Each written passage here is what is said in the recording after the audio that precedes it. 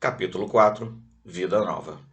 A excursão, embora de alguns passos somente, apesar de realizada com o auxílio de energias alheias, agravou-me o abatimento. Contudo, não perdera o gosto de observar tamanhas as surpresas que se sucediam. Recordando a ansiedade com que sempre aguardara da terra as descrições do momento da morte por parte de companheiros que me haviam antecedido, buscava fixar todas as particularidades da situação, na esperança de transmitir notícias aos irmãos da retaguarda. Aquele contato inesperado com a natureza impunha-me, porém, singular renovação. Os remanescentes das dores físicas desapareciam. A ausência de certas impressões desagradáveis ampliava-me a apatia. Achava-me intensamente aliviado, conquanto mais fraco. Irresistível desejo de dormir assaltou-me. Bezerra, Andrade e Marta eram benfeitores e expressavam a vida diversa em que eu penetraria doravante. Com certeza, guardariam 1000 informações preciosas que eu esperava, curioso e feliz, mas como vencer o sono, apesar-me no cérebro? Extenuado, vacilante, notei que não envergava as mesmas peças que usava habitualmente no leito. Envolvia-me vasto roupão claro de convalescente.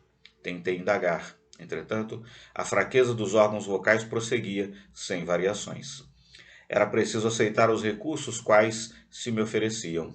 Não adiantava qualquer interrogação. Indispensáveis a serenidade e a paciência. Perante o mar, diferençava-se-me a posição orgânica. Aquelas bafagens de ar fresco que eu recebia encantado regeneravam minhas forças. Pareciam portadoras de alimento invisível. Inalando-as, permanecia singularmente sustentado, como se houvera sorvido caldo substancioso. Marta, agora sentada, oferecera-me o regaço acolhedor, acariciando-me a fronte.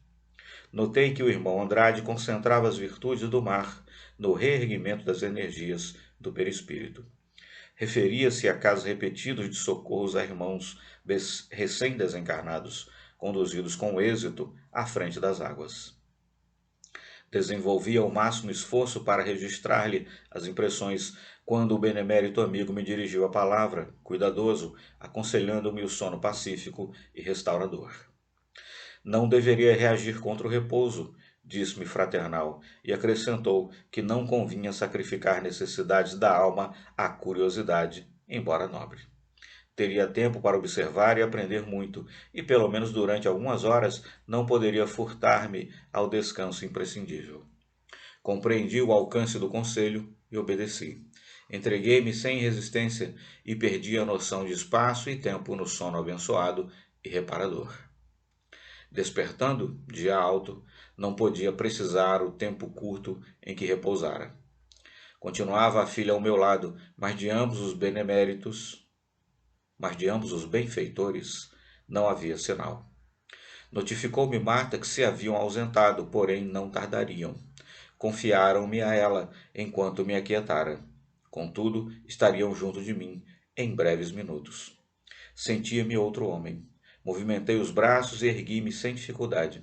Tentei falar, e que alegria experimentei! Entendi-me com a filha querida, à vontade. Explicou-me que eu não havia repousado quanto seria de desejar e que voltaria ao descanso na primeira oportunidade.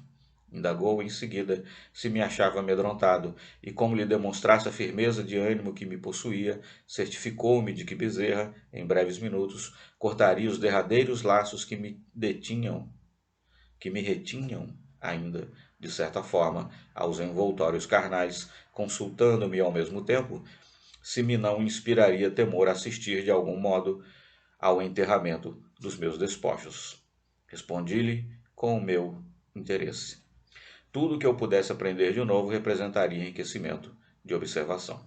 Em verdade, animavam-me outras disposições. Guardava a ideia de haver rejuvenescido. Toquei meu veículo novo.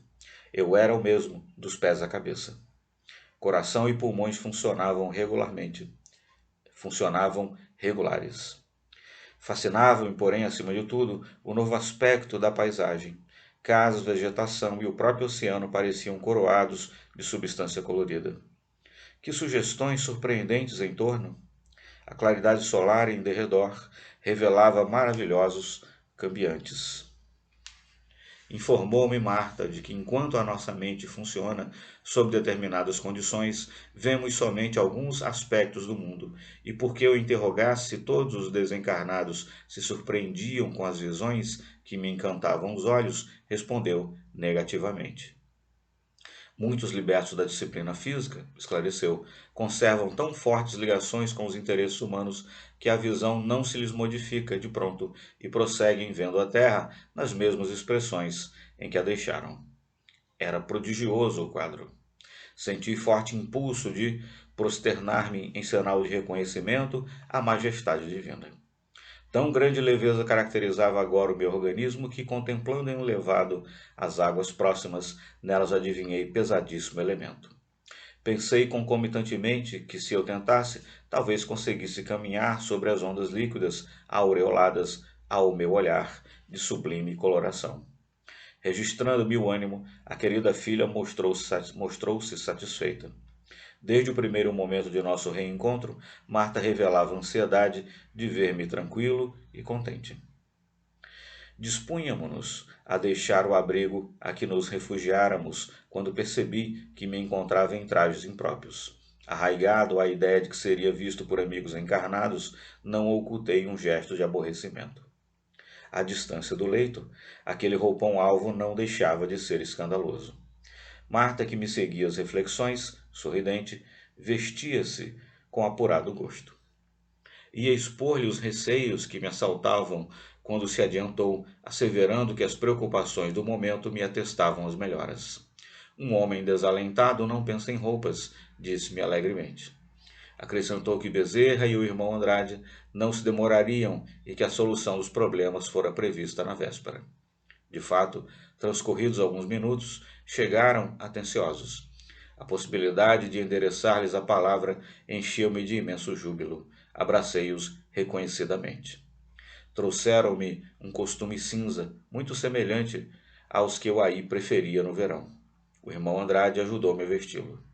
Mais alguns instantes, e entre os dois benfeitores que me amparavam lado a lado, oferecendo-me os braços, afastamo-nos da praia. Enorme o movimento nas vias públicas, a mesma diferença que assinalava no mar, nas plantas e no casario, a mesma diferença que assinalara no mar, nas plantas e no casario, notava nas pessoas. Cada qual se vestia de halo diferente. Não me sentia, contudo, disposto a formular indagações. Assombrava-me com a locomoção própria, e esse problema naturalmente solucionado bastava, por enquanto, a minha capacidade de analisar. Andava sem grande desenvoltura, todavia a lentidão de meus passos obedecia à inexperiência e não a qualquer impedimento por parte do corpo, que reconhecia leve e ágil. Aproveitaria o momento para acentuar observações nesse sentido, quando a apressada senhora, sobraçando embrulho de vastas proporções, investiu indiferentemente contra nós. Grande foi o abalo para mim. Recuei num movimento instintivo, temendo o atrito, mas não houve tempo. A dama atravessou-nos o corpo, sem dar conta de nossa presença. Assustado, procurei o olhar dos companheiros. Todos me fitavam sorridentes. Este, meu caro Jacó, falou Bezerra bem-humorado, é um novo plano de matéria que vibra em graduação diferente. Passou por nós sem perturbar-nos, exclamei. Por nossa vez, não a perturbamos também, acentuou o irmão Andrade, satisfeito. O incidente chocara-me. Via-me perfeitamente integrado no antigo patrimônio orgânico. Não estaremos num corpo de ilusão? Ousei interrogar. Bezerra esclareceu, delicado. O poder da vida, na ilimitada criação de Deus, é infinito, e a mulher que passou despercebidamente por nós, cujo veículo de carne caminha para a morte, poderia fazer a mesma pergunta. A pequena ocorrência dava-me bastante material à reflexão. Gostaria de trocar comentários e propor questões diversas. Todavia, o meu abatimento ainda era grande. Deixei-me, pois, conduzir sem relutância, de imprevisto a imprevisto.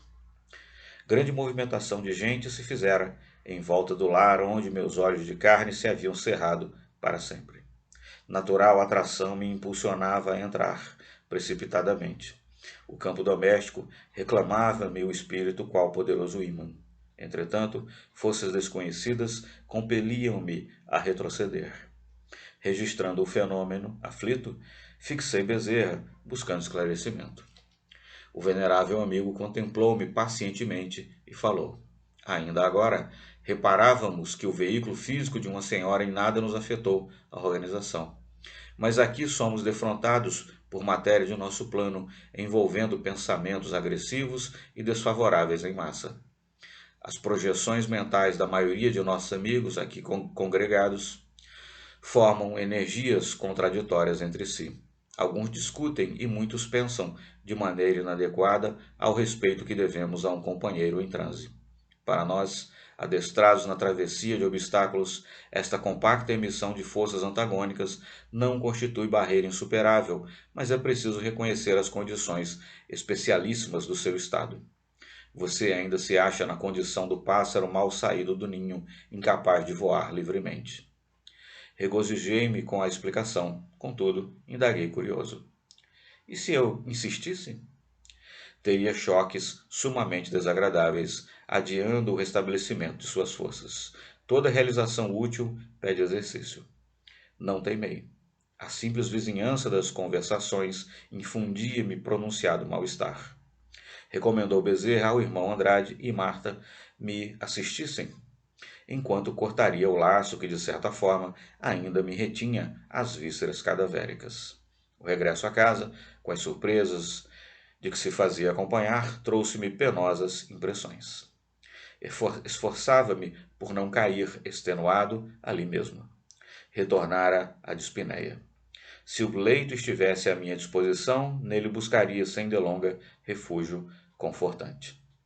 Marta ajudou-me, esclarecendo que a hora se caracterizaria por muita ansiedade no coração dos entes que me consagravam sincera estima na terra, que inúmeros pensamentos de angústia convergiam sobre mim e por isso eu devia resistir, garantindo a tranquilidade própria.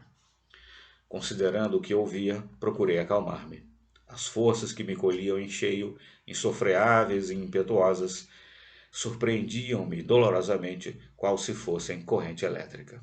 Vozes imprecisas cercavam-me os ouvidos. Onde me encontrava? Entre amigos ou no centro de um redemoinho de energias desconhecidas, mais furiosas que as do vento forte? O irmão Andrade percebeu-me o desajustamento e sustentou-me nos braços com mais carinho e segurança. Não ignorava que muitos amigos meus ali se encontravam. Entretanto, apesar do imenso desejo de revê-los, via-me inibido de semelhante satisfação. Meus olhos se mantinham turvos e minha mente jazia atormentada.